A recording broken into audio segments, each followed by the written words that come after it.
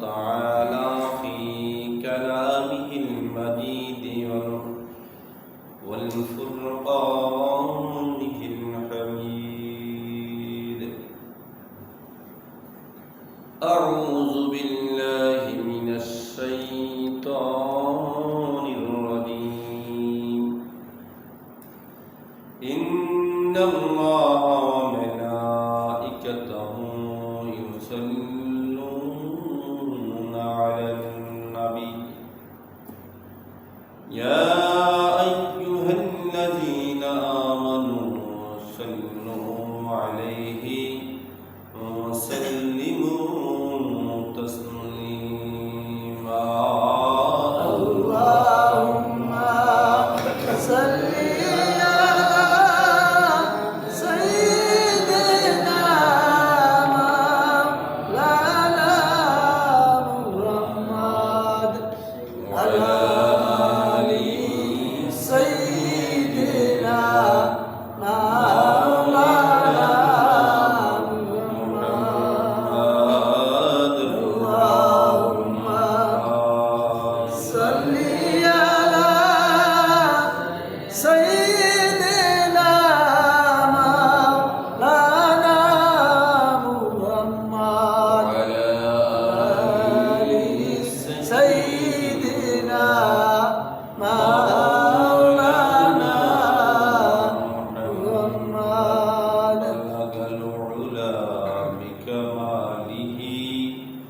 كشف الدجى بجماله حسنت جميع خصاله صلوا عليه وآله.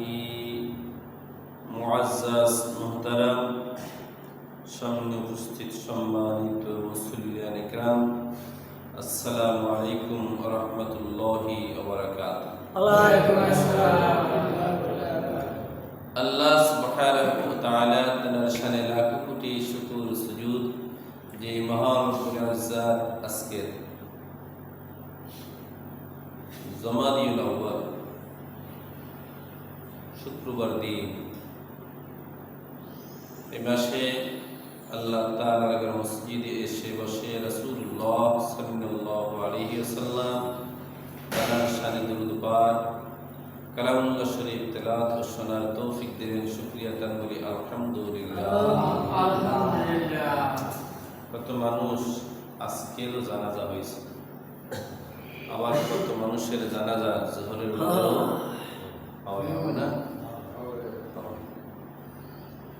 আবার সেই আল্লাহ তাআলাই আপনাকে আমাকে এখন এই আল্লাহ তাআলার মসজিদে আসার তৌফিক দিলেন। সুবহানাল্লাহ। আল্লাহই পারনেওয়ালা, আল্লাহই করনেওয়ালা, আল্লাহর দ্বারাই সব কিছু হয়, আল্লাহই সব পারে। তো আজকে যেই সম্পর্কে আলোচনা করবো সেটা হলো সূরাতুত তালাক। তালাকের দ্বিতীয় নম্বর আয়াতের শেষের কিছু অংশ, এর থেকে কথা বলবো। আল্লাহ তাআলা যেন আমাদেরকে আমল করার বোঝার তৌফিক দেয়, বলেন আমিন। আর জোরে বলি আমিন। আমিন শব্দের অর্থ হলো কবুল করা। আল্লাহ তুমি কবুল করো। কারে করবে? আমাকে কবুল করবে, আমাকে কবুল করবে। তো একই কথা প্রতিদিন ভালো লাগে না। আল্লাহ যাকে আনছে সে আসছে, যে আনবে সে আসবে, ঠিক না? যাই হোক, তো কথার শুরুতেই যেহেতু সময় কম, কথা শুরু হলো আমান ইয়াত্তাকিল্লাহা ইয়াজআল লাহু মিন আমরিহি ইউসরা। আমান ইয়াত্তাকিল্লাহ, তোমরা আল্লাহ তাআলাকে ভয় করো। কারে ভয় করবে? আল্লাহ তাআলাকে ভয় করতে হবে। তো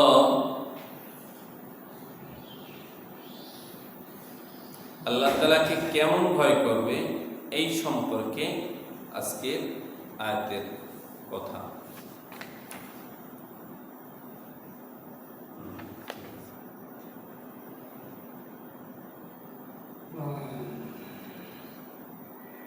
আউফ ইবনে মালিক নাম অনেকে শুনছেন, অনেকে শোনেন না। উনি মদিনায় বসবাস করতেন। কোথায়? মদিনায়। এদিকে রাসূল করিম সাল্লাল্লাহু আলাইহি ওয়াসাল্লাম মদিনায় গেছেন। মদিনায় গেছেন মক্কা ছেড়ে।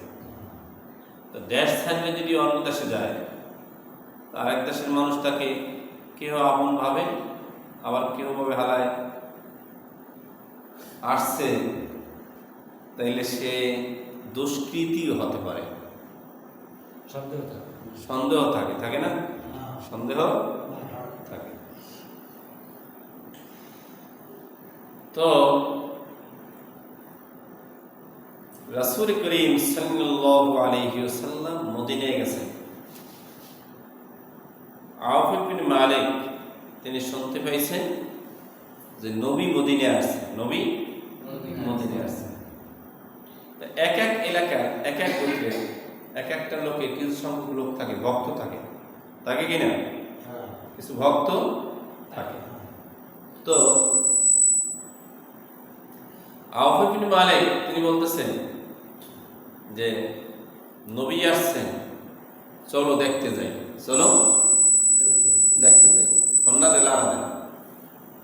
অতএব দেখতে যাই যখন বলছে, ভক্তরা বলে যে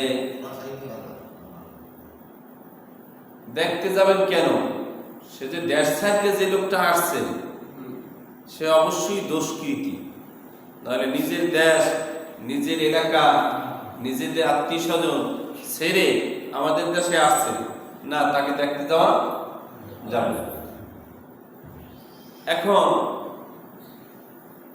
মনে করেন আপনাদের এলাকার মেম্বার সাহেব সে চিন্তা করছে যদি আমি যাই তাইলে আমার যে ভক্তবৃন্দ আছে তারা তো রাগই যাবে, যে সে তো আমাদের কথা শোনে নাই, তাইলে আমরাও তাকে চাইলে চলে যাবো। চিন্তায় পড়ে গেছে। ওদিকে তার মনের মধ্যে ডাকতেছে নবী আসছে মক্কা থেকে ইসলাম প্রচার করতে, কলেমার দাওয়াত নিয়ে, আমার তাকে দেখতেই হবে। এই মনের ভিতরে কল্পনা জল্পনা শুরু হয়ে গেছে। তো মনের ভিতরে যদি কল্পনা জল্পনা হয় তারপর কিন্তু আরো ভাব বাড়ে, আবেগ বাড়ে। তো আবেগ বাড়ার পরে 1 বছর নয়, 2 বছর নয়, 6 বছর হয়ে গিয়েছে। কয় বছর? নবী মদিনায় গেছে, 6 বছর হয়ে গেছে। আউফ ইবনে মালিক তাকে তার ভক্তরা দেখতে যাইতে দেয় নাই, যেহেতু সে দুষ্কৃতী হতে পারে। সে আবার একটা দাওয়াত নিয়ে আসছে, আমাদেরকেও তার দলে নিতে চায়, সেখানে যাওয়া যাবে না। ওদিকে আউফ ইবনে মালিক তার মনের ভিতর কল্পনা জল্পনা, নবী আসছে মক্কা ছাইরা, আমার তাকে দেখতেই হবে। এক এক করতে করতে 6 বছর হয়ে গেল। হঠাৎ একদিন রাত্রে স্বপ্নে দেখায়, ও আও নবী আইলে আইলি না, কিছুদিন গেলে আর নবীরে পাবি না। হঠাৎ কইরা ঘুম ভেঙে গেছে। হঠাৎ ঘুম ভাঙ্গার পরে দাঁড়িয়ে গেছে, বসে গেছে, বৈশা চিন্তায় মগ্ন হয়ে গেছে। কি দেখলাম, কি দেখলাম, কি দেখলাম, কেমন দেখলাম? নবী আসছে 6 বছর হয়েছে, আজ পর্যন্ত নবীর কাছে যাইতে পারলাম না। বউ রে টানা দিয়া কয়, বউ শোনো, এই মাত্র আমি স্বপ্নে দেখলাম নবী বলে, আও 6 বছর হইল আইলি না, কিছুদিন গেলে আর নবীরে পাবি না। তোমরা থাকো, আমি কিন্তু নবীর কাছে চইলা যাই। ওইটা হাত পাও দইয়া কুলি কইরা জিদুজা জানে ওই অবস্থায় আমার দেখা পাইতেও পারো আর নাও পাইতে পারো, এই কিন্তু শেষ বিদায় হইয়া যাইতে পারি। নবী স্বপ্নে দেখাইছে আমি আর রইতে পারলাম না, আমি আর থাকতে পারলাম না, আমার সইলা যাইতেই হবে। হঠাৎ দরজা খুইলা নবীর দিকে ছুটছে। কোথায় নবী? নবীর আস্তানে যাইয়া কয় আসসালামু আলাইকুম ইয়া রাসূলুল্লাহ, আসসালামু আলাইকুম ইয়া হাবিবাল্লাহ। হঠাৎ নবীর ঘুম ভেঙে গেছে। এত রাত্রে কে সালাম দিল? জিজ্ঞাসা করছে তুমি কি? কয় হুজুর আমি আউফ ইবনে মালিক। আবার কয় তুমি কে?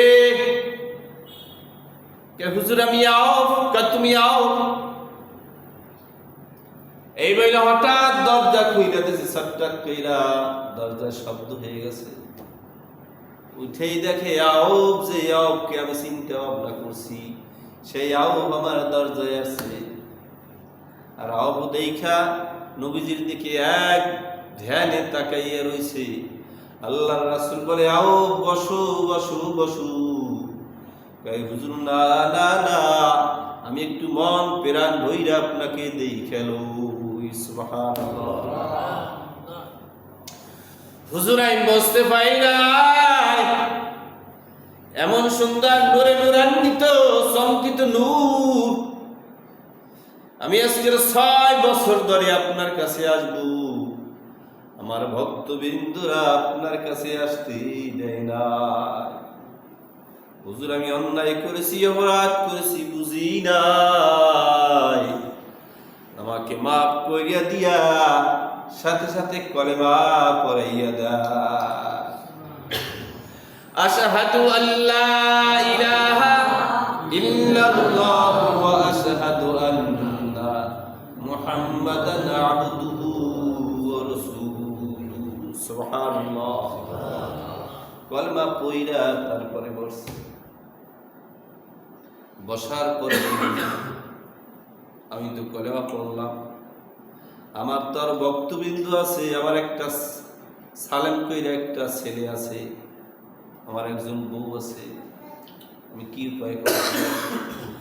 আল্লাহর রাসূল বলে আও তুমি ইস্তিগফার বাড়াইয়া দাও, শুধু বলে আস্তাগফিরুল্লাহ বলেন, আস্তাগফিরুল্লাহ আস্তাগফিরুল্লাহ আস্তাগফিরুল্লাহ। যখনই কোনো মুসিবতে পড়বেন বেশি বেশি আস্তাগফিরুল্লাহ পড়বি। আস্তাগফিরুল্লাহ পড়ো আর আল্লাহ তাআলার কাছে বলো আল্লাহ তুমি দয়া করো, মায়া করো, আমার মুক্তি রহম করো। মনে করেন রাত 2টার সময় কলেমা পড়ছে, পড়ার পরে বলে হুজুর এখন আমার কি কাজ? বেশি বেশি তুমি ইস্তিগফার করো, আল্লাহ আল্লাহ করো, আর কোনো কাজ নাই। হুজুর যদি আমি এখন মারা যাই তাইলে আমার অবস্থা কি হবে? তুমি শোনো, তোমার কাজ হইল 5টার সময় ফজরের আযান হবে, তখন থেকে তোমার প্রতি নামাজ ফরজ হবে। এর আগে তোমার প্রতি কোনো করণীয় কিছু নাই। যদি তুমি এর আগে মারা যাও তুমি সোজা জান্নাতবাসী হয়ে যাবে। আর যদি তুমি এর পরে মরে যাও তাইলে তোমার ফজর হইলে ফজরের নামাজ তোমার ফরজ হয়ে যাবে। সুবহানাল্লাহ, আল্লাহু আকবার।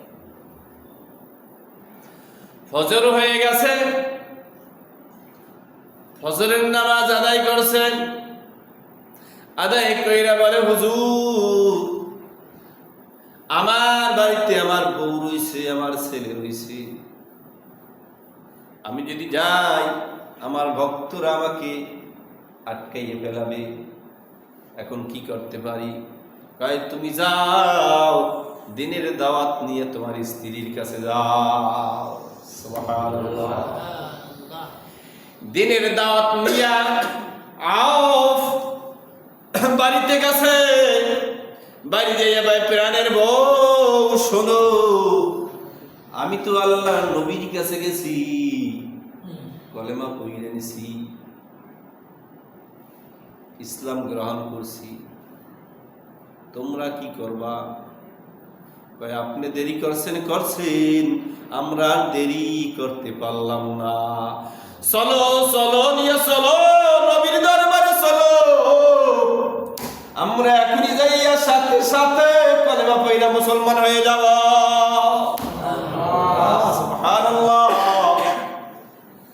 সাথে সাথে হাত মুখ ধুইয়া নবীর দরবারে দৌড়াইতে গেছে। ইয়া রাসূলুল্লাহ, আমার স্বামীকে ইসলাম গ্রহণ করাইছেন, কলেমা পড়াইছেন, আমাকেও আপনি এখনই সাথে সাথে কলেমা পড়াইয়া মুসলমান বানাইয়া না।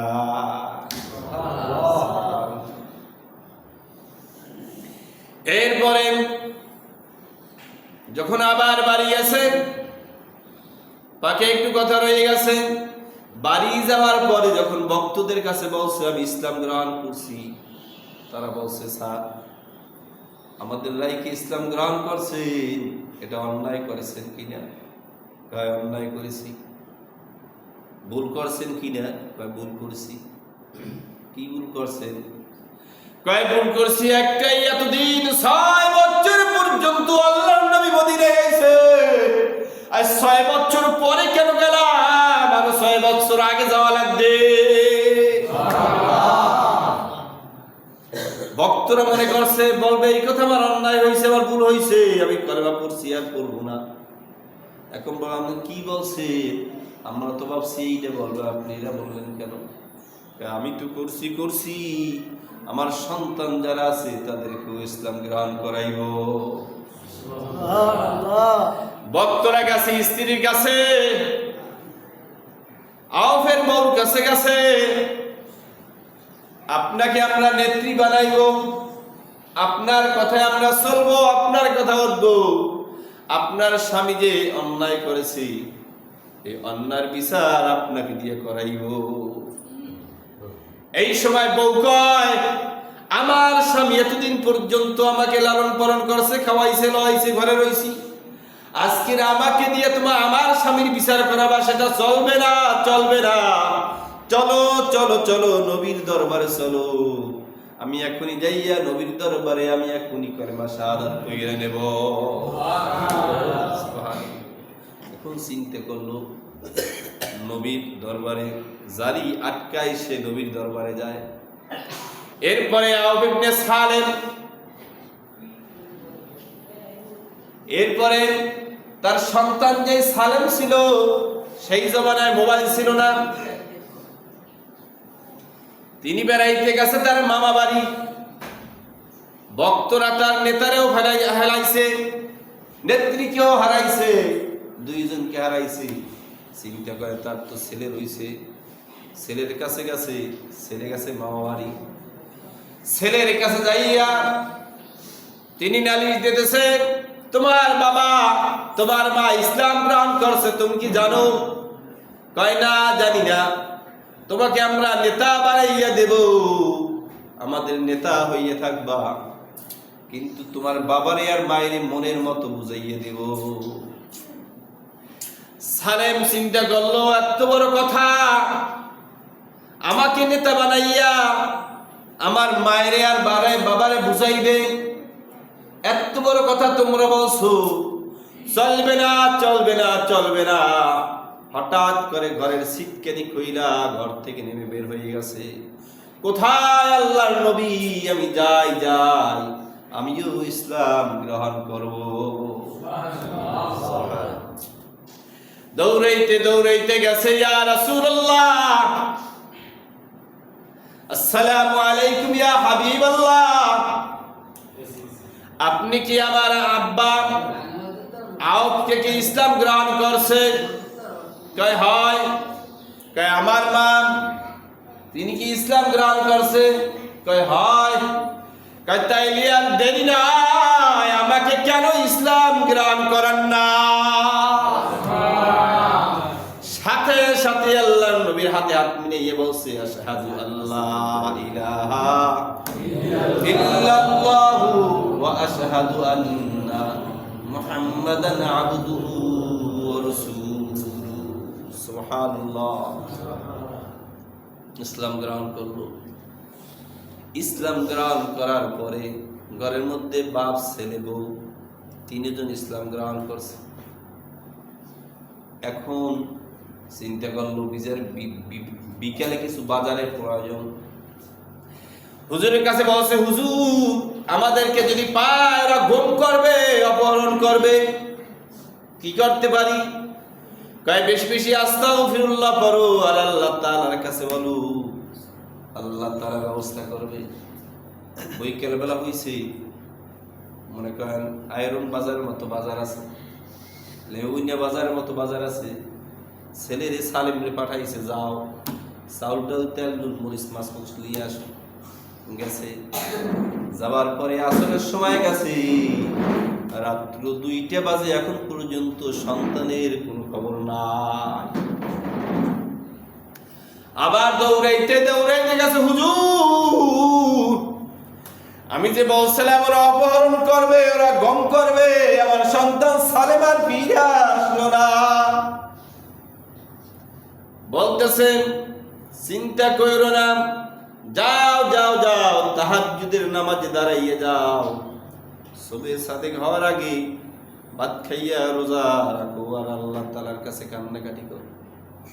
1 দিন 2 দিন 3 দিন রোজা রাখছে, আল্লাহর কাছে কান্নাকাটি করতেছে, আসে না। এত কান্নাকাটি করে, সালেম আসে না। ওদিকে সালেমকে এমন ভাবে আটকাইছে যেমনি ভাবে 17 বছর পর্যন্ত আয়না ঘরে মানুষ আটকে রইছে। আয়না ঘরে যেমনি ভাবে আটকে রইছে তেমনি ভাবে আটকাই রাখছে। এরকম বিশাল সিটকেনি দিয়া দরজা দিয়ে আটকাই রাখা হয়েছে। কেতাবে যারা আসছে আর কি, তেমনি ভাবে আটকানোর পরে 3য় দিনের দিন গেছে, হুজুর সালেম তো বাড়ি আসে না, কি করব? বলছে আরো 1 দিন রোজা রাখু। আবার রোজা রাখছে, নামাজ পড়তে রইছে, কিন্তু সালেম আর বাড়ি আসলো না। 4th দিনের দিন গেছে, হুজুর এখন আপনি আল্লাহর কাছে বলেন। এইবারে আও ফিরে আও, স্ত্রী বলছে তোমরা পিছনে বসো, নামাজ পড়ো, আমি যখন আল্লাহ তাআলার কাছে বলবো তোমরা শুধু আমিন আমিন আমিন বলে চিৎকার মারবা, আল্লাহ নি কবুল করে নেয়।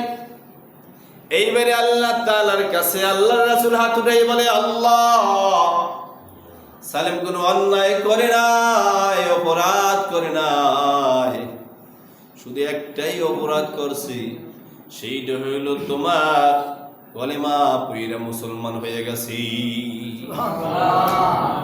ইয়া আল্লাহ ইয়া মাবুদ ও মালিক, তোমার সালেমকে তুমি সালেমের পিতা মাতার সামনে উপস্থিত কইরা দাও। কাঁদতেছে আর কাঁদতেছে, হঠাৎ কইরা মোনাজাত শেষ কইরা একটা মুস্কি হাসিতেছে। এখন বলতেছে, হুজুর এতক্ষণ পর্যন্ত কাঁদছেন, আবার এখন হঠাৎ মুস্কি হাসিতেছেন, কারণ কোথায়? কয় শোনো, আমি মুস্কি হাসি দিছি, আমার কানে একটা আওয়াজ হইল যে তোমার সালেম গভীর রাত্রে তোমার দরজায় এসে তোমাকে ডাক দিবি। সালেমের মার বাবা দরজায় যাইয়া দাঁড়াইয়া দাঁড়াইয়া নামাজে দাঁড়াইয়া গেছে, আমার সালেম বাড়ির দিকে ফিরে আসবে, আর কেউ নয় বিশ্ব নবী মুহাম্মাদুর রাসূলুল্লাহ সাল্লাল্লাহু আলাইহি ওয়াসাল্লাম। তিনি বলছেন এই কথা মিথ্যা হতে পারে না, জগতের সব যদি মিথ্যা হয় তানার মুখের কথা মিথ্যা হতে পারে না। দাঁড়াইয়ে নামাজে দাঁড়াইয়ে গেছে, নামাজ পড়ে মোনাজাত করে আসে না, আবার নামাজ পড়ে মোনাজাত করে আসে না, সময় তো কম। হঠাৎ কইরা সালেম দরজায় দাঁড়াইয়া ডাক দেয়, আসসালামু আলাইকুম ইয়া আহলাল বাইত।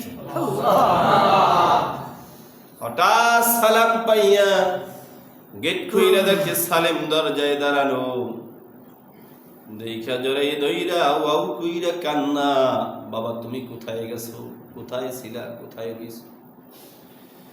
এই তো বিস্তারিত ঘটনা জানার পরে জানতেছে, বলছে মা আমার রশি গাছ তুমি হাতে ধরো।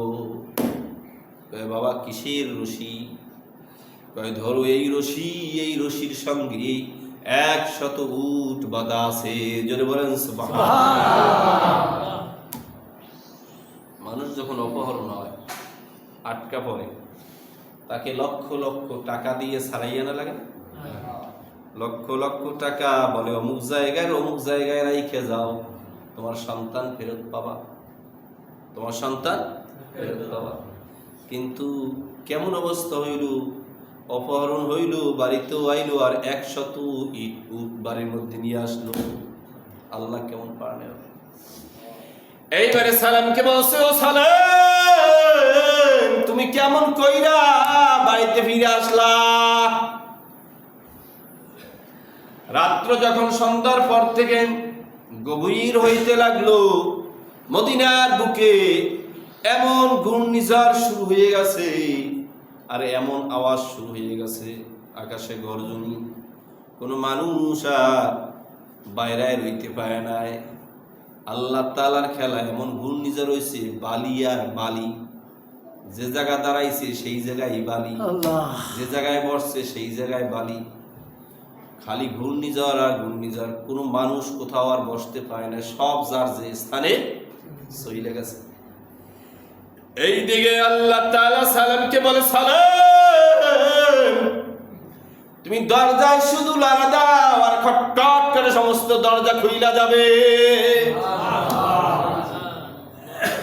ঘূর্ণিঝড়ের কারণে সমস্ত মানুষ সালেমের কাছ থেকে সরে গেছে। সালেম যখন দরজায় করাঘাত করছে, যত তালা ছিল ছটছট কইরা সব ভেঙ্গে চুরমার হয়ে গেছে। জোরে বলেন সুবহানাল্লাহ। আল্লাহ তাআলা বলেন, এখন সালেম চিন্তা করে কোথায় যাইব, কোনো দিক দিশা পায় না, রাস্তা হারিয়ে গেছে। হঠাৎ করে কে যেন ডাক দিয়ে বলে, ডাইনে ডাইনে ডাইনে। সালেমের কানে আওয়াজ আইছে।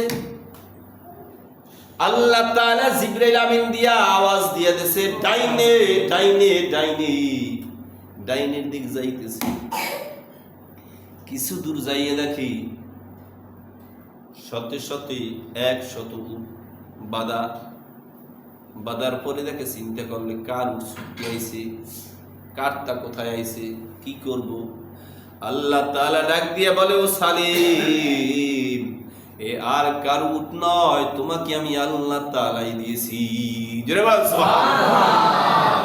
রশি ধরো ধরো ধরো, রশি নিয়ে বাড়ির দরজা পর্যন্ত পৌঁছে যাও। কয় মা এইভাবে কইরা আমি নিয়ে আসছি উট। বাবাই বলতেছে, কার উট নিয়ে আসছো? মায় বলতেছে, কার উট নিয়ে আসছো?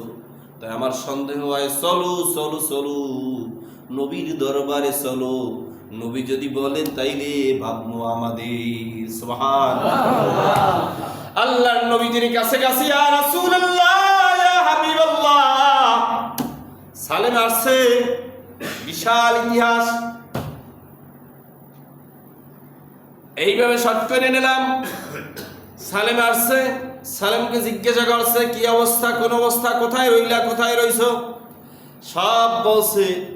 উটের কথা যখন বলছে, আল্লাহর নবী চিন্তা করছে, সাহাবারা কোনদিন মিথ্যা কথা বলে না, সাহাবীরা কোনদিন মিথ্যা কথা বলে না, সত্য।